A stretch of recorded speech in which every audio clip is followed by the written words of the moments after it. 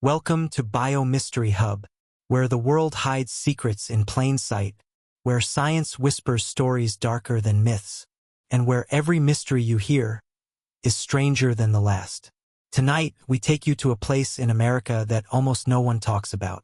A place that appears harmless, peaceful, even beautiful, yet holds one of the most chilling biological mysteries in the modern world. This is the story of the American island where no one has ever died. They call it Haven Isle, a tiny island off the northern coast of Maine. It doesn't appear on tourist brochures. It barely appears on maps. Only old fishermen, weathered by decades of storms, mention it, always in low voices, as if the island could hear them. At first glance, Haven Isle looks like a postcard. Green cliffs, wooden houses, fishing boats floating lazily on cold blue water. Nothing unusual, nothing dangerous, but stay long enough, and the truth begins to seep through the cracks. Because Haven Isle carries a disturbing reputation. No one has ever died here. Not from disease, not from accidents, not even from old age. No funerals, no burials, no death certificates. The islanders live and keep living. This mystery first surfaced in 1987 when a Harvard biology researcher, Dr. Elias Warren, received an anonymous letter. Contained only 2 eerie sentences. Come to Haven Isle. No one dies here, even when they should. Attached were strange medical documents. A man with late-stage cancer living 17 extra years. A woman whose heart failure simply reversed. A child who survived a fall no child should survive. Perplexed, intrigued, and slightly afraid, Dr. Warren traveled to the island. But the moment he arrived, he felt something was off. The air was heavy, too heavy. The breeze carried a metallic scent. And the villagers watched him not with curiosity, but with quiet, tired caution. He met the oldest resident, Margaret Cole, a woman with eyes far too bright for her age. You shouldn't have come, she murmured. The island doesn't like visitors. During his first days, Dr. Warren noticed something extraordinary. No villager was sick. No one coughed, limped, or even looked tired. Elders moved with energy, carrying nets and hauling boats like teenagers. But beneath this health lay something unsettling.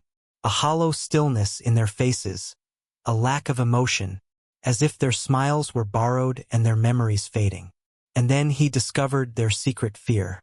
Every evening at sunset, every window shut, every door locked, every light extinguished, the entire village fell silent, as if hiding from something that walked in the dark. When he asked Margaret why, she whispered, because the island takes its breath. That night he heard it, a low, deep sound, rolling through the fog like the growl of something ancient. The villagers called it the breath.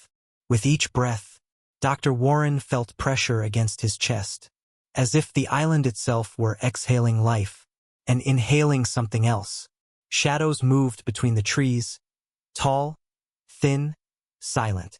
He couldn't tell if they were real or tricks of the mist. But the next morning, he learned something horrific. A villager had fallen from a cliff the night before. Bones shattered, skull fractured, and yet by sunrise, he stood at his door completely healed. No scars, no pain, only empty eyes.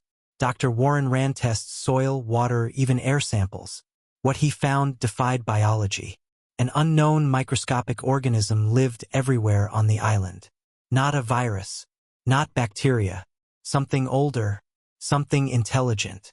It did not allow biological decay. Preserved tissue, regenerated cells, but at a cost. It fed on something unseen. Memories, emotions, identity. It kept bodies alive while slowly hollowing out the soul. Margaret finally told him the truth. Haven Isle keeps us living, but it doesn't let us live.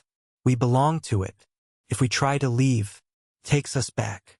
For decades, villagers who attempted escape were found the next morning, boats drifting back to shore, clothes neatly folded, with long, dragging marks leading into the forest, as if something had pulled them home.